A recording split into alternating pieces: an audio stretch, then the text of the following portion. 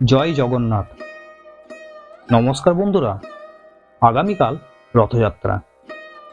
এই দিন প্রভু জগন্নাথ, প্রভু বলভদ্র এবং দেবী সুভদ্রা নিজের বাড়ি থেকে মাসির বাড়ি যাত্রা করেন সুসজ্জিত রথে করে।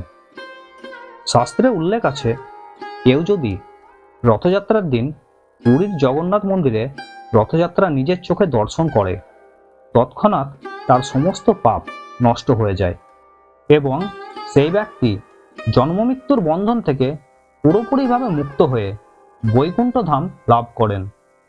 কিন্তু সবার তো আর সৌভাগ্য হয় না এই রথযাত্রার সময় পুরী জগন্নাথ মন্দিরে গিয়ে রথযাত্রা দর্শন করা। তাই আজকে আমি আপনাদেরকে বলবো, পুরী জগন্নাথ মন্দিরে না গিয়েও বাড়িতে থেকে প্রভু জগন্নাথ দেবের কৃপা কি করে লাভ করবেন। সর্বপ্রথম বলে রাখি, এই রথযাত্রার দিন কোনো রকম আমিষ খাবার খাবেন না এবং কোনো রকম তেতো জিনিস খাবেন না।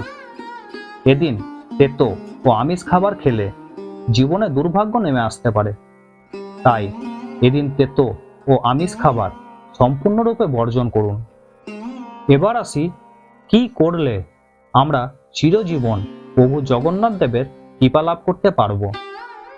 এই রথযাত্রার দিন প্রভু জগন্নাথ দেবের রথের দড়ি অবশ্যই টানবেন পরিবারের সকলে মিলে এবং রথের দড়ি টানার সময় অবশ্যই জয় জগন্নাথ এই ধ্বনি উচ্চারণ করবেন।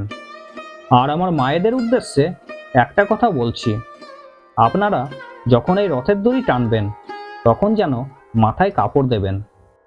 এই রথের দড়ি টানলে সকল পাপ থেকে মুক্তি লাভ সম্ভব হয় এবং প্রভুর কৃপা সর্বদা আপনাদের সঙ্গে থাকবে।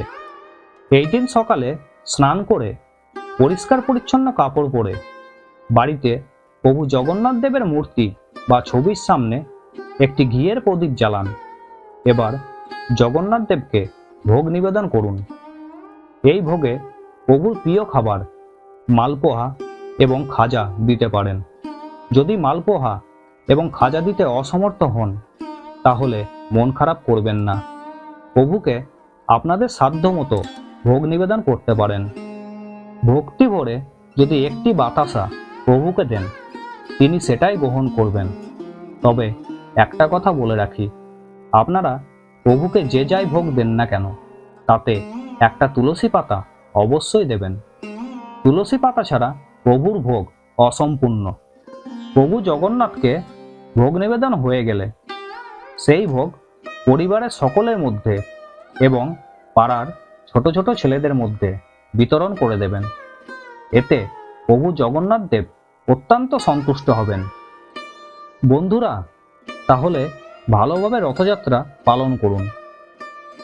আবারও বলে রাখি, এই দিন কিন্তু রথের দড়ি অবশ্যই টানবেন। আজকে তাহলে এখানেই শেষ করলাম। আশা করি সর্বদা আপনারা আমার পাশে থাকবেন। জয় জগন্নাথ।